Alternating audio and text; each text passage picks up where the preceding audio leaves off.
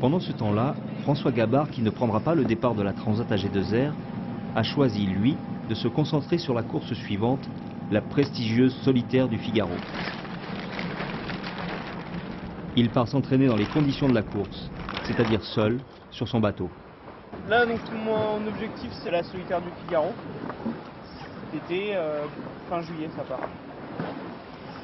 Et là, cette nave, tu vois, je suis en train de remettre le bateau un peu tout en place, j'ai des bouts de neuf. Donc, je revalide déjà que tout fonctionne bien sur le bateau. Et puis, je prends mes marques, quoi. Je me cale.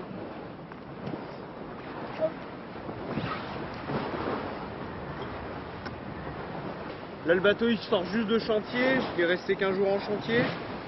J'ai changé pas mal de petites choses sur le bateau. Rien d'énorme, hein, mais voilà, les bouts par exemple, je remets en place, je vais checker si les longueurs sont bonnes. Je vais faire des mâts, enfin, je vais me caler, quoi.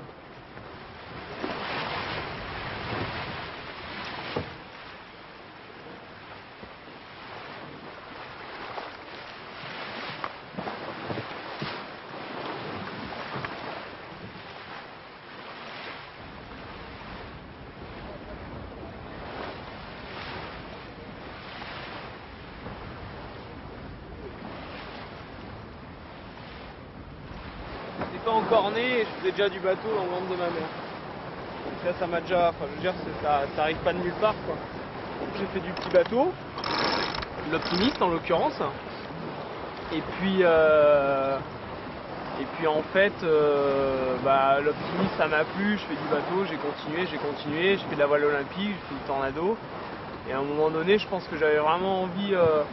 Quand on faisait les régates à la journée et qu'on revenait le soir à terre, il y avait un petit manque, quoi. J'avais envie d'aller voir ce qui se passait un peu plus loin, d'aller naviguer la nuit, de faire du large, quoi, tout simplement.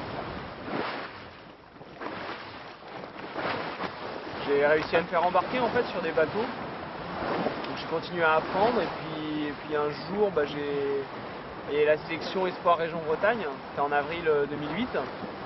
Et puis là, c'est là que tout a vraiment commencé parce que j'ai remporté la sélection, j'ai eu le projet Région Bretagne pendant 2 ans avec tous les moyens et tous les outils en fait pour réaliser mon rêve et faire ce qui me plaisait et être sur l'eau, quoi.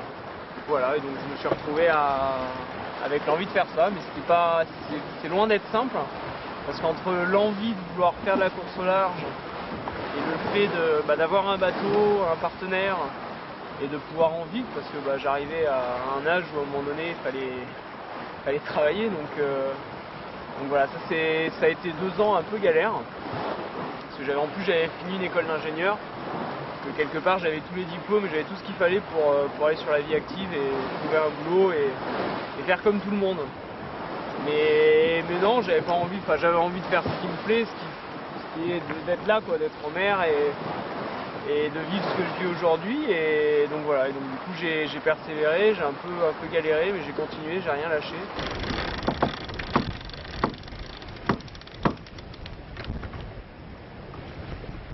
Ne rien lâcher, jamais. Se fixer des objectifs et les atteindre.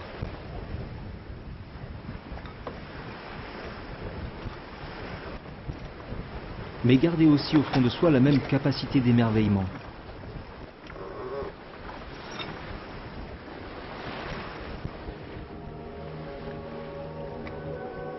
La mer.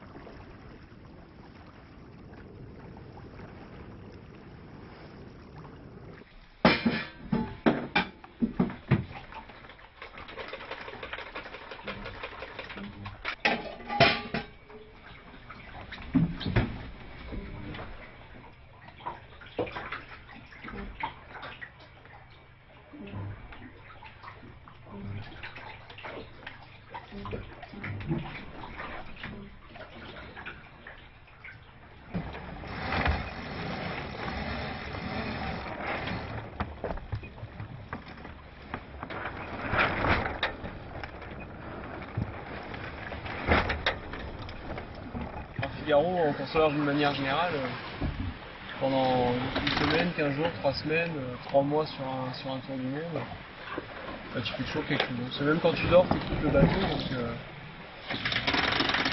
c'est jamais très intense, quoi. Enfin, c'est un sport qui est quand même... on a des petits moments où quand on change des voiles et des choses comme ça où c'est physique, mais c'est pas... jamais l'intensité, je pense pas à l'intensité qu'on peut avoir dans d'autres sports. Par contre, c'est dans la durée que ça se fait, quoi. Faut être capable d'être à 100% sur le bateau en permanence, tout le temps, jour et nuit, pendant le temps de la course.